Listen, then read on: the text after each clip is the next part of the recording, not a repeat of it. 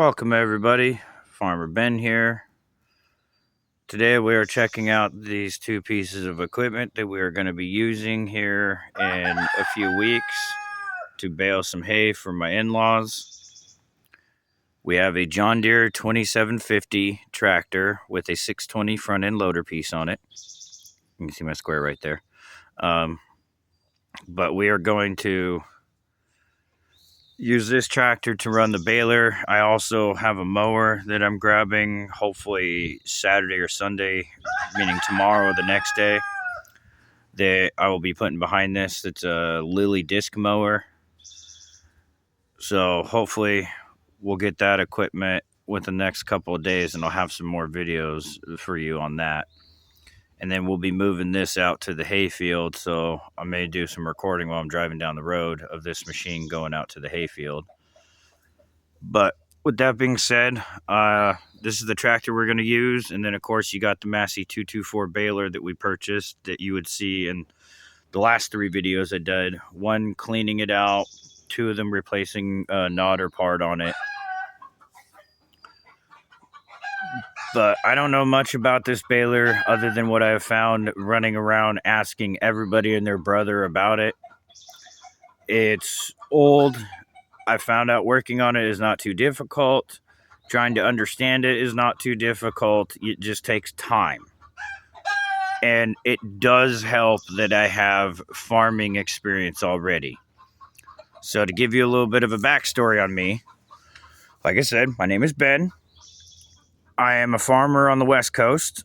I work on my family farm that is pretty good size. And I am the third generation. No song singing. I do not like the third generation farmer song. But with that being said, we mostly grow hazelnuts, grass seed, corn for cows for a local dairy, and then we have wheat fields and sugar beets for seed that we're growing out here. I have two wheat fields that I can bale the straw out of this year that will come out sometime in August. So there'll be video feed of me doing baling in the straw and come August. And then there also will be videos, like I said, 2 weeks from now, where I'll be doing 38 acres of hay from my wife's family ranch. But these are the two pieces of equipment we're going to use. To give you some backstory on the 27, a long time ago, I want to say maybe high school time or after that, we were using this in celery to lift totes for that, and we're borrowing it quite often from a neighbor, to where my dad just broke down and said, "Hey, do you mind if I purchase the tractor off of you?" So we bought this tractor. Since then, I've used it for everything. Pushing brush in the orchards, mowing, scraping, you name it, I've probably done it with this tractor. And it's probably one of my favorites. I know a lot of people will be saying it's not a cab tractor, so you're not going to enjoy doing hay or you're going to hate it. To be honest with you, I could care less. Because, like I said, I've been farming for 30 years. I know what it's like to have a cab tractor. I know what it's like to have a cabless tractor. I know the pros and cons for both. This one, you got bees and weather to worry about and dust. The cabless tractor, you have the air conditioner to worry about breaking out on you. You also have to worry about the glass cab being a hot glass sauna if the air conditioner is not working well enough. And to be honest with you, even though I am in cab tractors quite often, doing groundwork and other things on the farm, I still open my windows to get more air in there or get that fresh field smell in the tractor. So I personally don't care that I'm on a cabless tractor. Plus, one of my big hopes is that using this old tractor and this old baler together is I'll cause some older farmers that are out cruising around with their wife on a nice sunny day to slow down and take a look at the equipment, or maybe stop and want to talk to me about the equipment and then give me some life story of how they used it. I'll listen to that story because that's all usable information for me. But we ran some straw through this machine the other day, and I ran into an issue. And what my issue was, is I thought the twine here was too tight, so I cut it here. Well, that was a big mistake. It pulled it back and caused it to twist up in that little knotter assembly down here. Let me see if I can get the camera in the right spot. So this doohickey down here has a tab right here that will grab the string, do some magic, and turn it into a knot. Well, this part of the string came back up in there and it twisted up and it causes some problems. So I had to take the knotters off, take the mess out, and refeed straw through, and we made some bales. So we tested this machine. We got 2 bales out of it now, which you'll see the picture of the testing in the thumbnail. But I just wanted to let you know, this machine was purchased for roughly $3,200. Tractor I already had.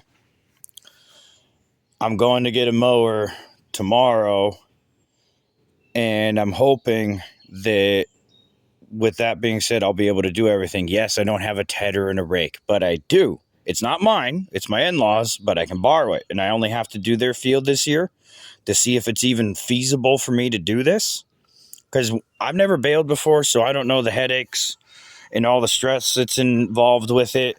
I know there's plenty of people out there that have told me that I'm crazy for getting into custom baling, or I'm mad for wanting to take on this job. But if you're a farm kid like me who is working on striving to prove yourself to your dad, who's the owner, that you can farm, that he can trust you with the farm that he's made and put time in to create for you and your family to use, I can't think of any better way for me to invest my own hard-earned cash into this baling setup. And to be honest with you, I've invested around $5,000 to get this whole thing going and buying all the equipment, getting it here. I've invested about $5,000 into this job already. Some of that money is me investing in getting some local people out here to come out and move the straw for me, because I don't have a stacker. That's the next step, is get a stacker or an accumulator so I can use the front end loader here to pick up my stacks. But with that being said, give me a like, give me a follow, subscribe, whatever you got to do to keep yourself in tuned and in the know-how. And I'll keep feeding you this information to let you know this job is not that hard to do. It's going to have some shenanigery that you're going to be going on with. But if you want to get out and sit on a tractor and make some bales and have some fun doing tractor work a couple times out of the year, there's like 4 times out of the year you can do hay. So it's a lucrative business if you have the area to do this in. My area looks like I can get into it, so I'm going to try it this year, have you guys follow along for the adventure, and we'll exactly see if this is going to work or if this was a bad idea. So at the end of this season, I will do one big video showing you all the equipment and showing and breaking down all the costs and everything that I've done. But as of right now, I haven't even started yet, and I've invested $5,000 into it. I have 3 fields I can go bale to make my money back fairly easily. So, like I said, like, subscribe, follow. I appreciate you all. I appreciate all the feedback, because any feedback can be good feedback, even if you're going to be rude in the comment section and whatnot. Well, I can look at your comment, read it, move on from it, take whatever information you want to give me or not. That's my choice as a person taking the information. But all information is helpful. So if you know something about this Massey Ferguson baler, that you think I should know, comment it. Let me know. If you know something about hay business that I don't know that I should pay attention for, comment it. Let me know. Because, like I said before, one, you're never going to know unless you ask somebody. Two, you're never going to know unless you go out and seek the information yourself. Yes, there's a lot of information here on YouTube, but I'm willing to bet you a paycheck that you will find more information running around talking to the old timers than you will on YouTube. So with that being said, I hope you all have a beautiful day, and I hope everybody's farm prospers and does great, and I'll catch you guys in the next one.